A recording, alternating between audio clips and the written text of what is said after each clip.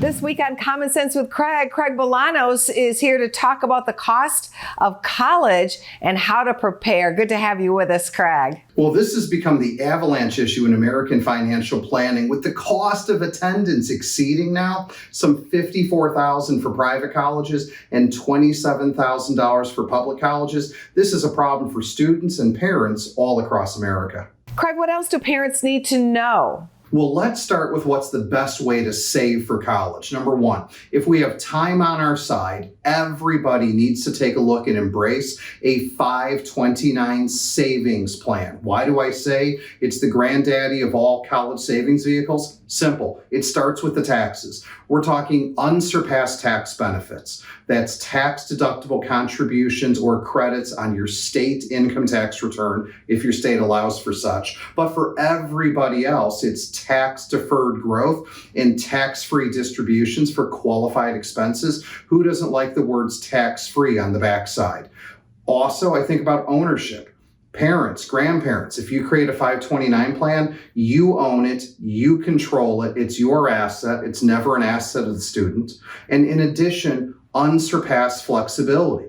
Those monies in a 529 savings plan can be used for any college, any graduate, any undergraduate work, public, private, anywhere in the United States or U.S. territories. That screams flexibility. And best of all, that 529 plan, unlike other savings vehicles, doesn't have any age or income restrictions, so everyone can set one up, whether they're putting in $25 or $250,000. The 529 checks the boxes for most families in America. What if parents and students just can't save enough? Is there a preferred way to borrow money for college? Well, I think borrowing is a reality when it comes to the American education system for most, if not almost all families. And when it comes to borrowing, the gateway through which we do that is, of course, the completion of the FAFSA or the CSS, the FAFSA being the most widely used and common. That's the free application for federal student aid. And ultimately, if you're going to be completing that FAFSA or that CSS profile,